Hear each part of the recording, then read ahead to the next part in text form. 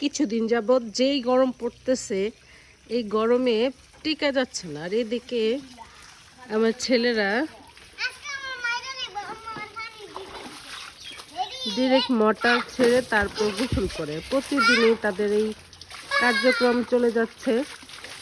তারা খুব এনজয় করে গোসলটা আর কি। দেখেন তাদের গোসলের যে পরিবেশটা, প্রায় 1 ঘন্টা যাবৎ তারা এইভাবে মোটর ছেড়ে তারপর গোসল করতেছে।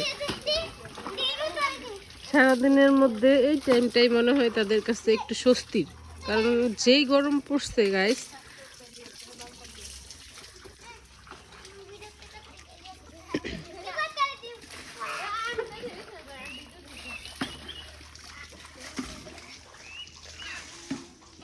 গরমের যন্ত্রণায় টিকা যাচ্ছে না।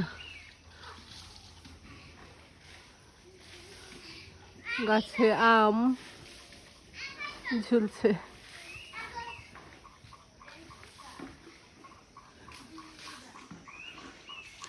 গাছের নিচে আম পেকে পেকে পচতেছে, খাওয়ার মতো ইচ্ছা মনের মধ্যে জাগে না গরমের যন্ত্রণায়।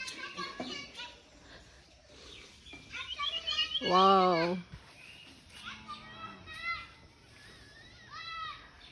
তো এটা কি ডালিম গাছ নাকি কি বলে এটাকে? ডালিমই তো মনে হয়, আনার না, এটা ডালিম। সুন্দর।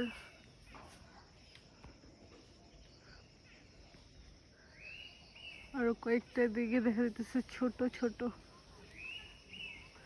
আবার ফুলও ধরছে ভালোই।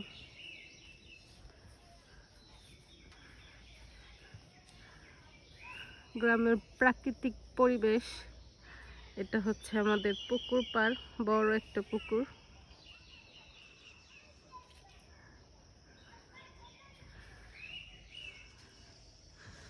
এই জায়গাটা আমাদের শৈশবের আনন্দ, শৈশবের স্মৃতি অনেক এখানে মিশে আছে। এখনো মন চাই গোসল করার জন্য, কিন্তু ওই রকম পানি নষ্ট হয়ে গেছে আর কি। আগে যেরকম সুন্দর পানি ছিল, এই জন্য আর কি নষ্ট হয়ে যাওয়ার কারণে এখন আর গোসল করা হয় না। ওয়াও, এদিকে লটকন আছে,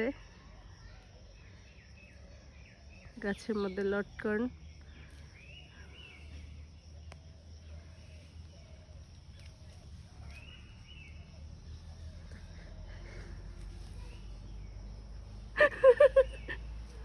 আমি ভিডিও করতেছি, আমার ভাই আমার দিকে তাকায় তাকায় হাসতেছে। ক্যামেরা আনতে ও পালাই গেছে। যাই হোক, এই তো ঈদে আসছিলাম বেড়াইতে, তো আবার চলে যাব।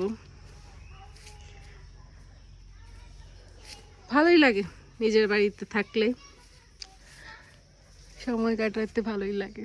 যাই হোক, গন্তব্যস্থানে পৌঁছাতেই হবে আজকাল পরশু যতদিনই থাকি। গ্রামের বাড়ির অবস্থা, হ্যাঁ। এই যে তারা এদিকে এখনো গোসল করতেছে, এরকম চলবে আর আধা ঘন্টা, প্রায় 1 ঘন্টা তারা গোসল করে। কিচ্ছু করার নাই, যে গরম, নাজেহাল অবস্থা। এই যে ও আমাদের পাড়ের বর। হ্যাঁ হ্যাঁ হ্যাঁ, ভিডিও করতেছি তো বাবা।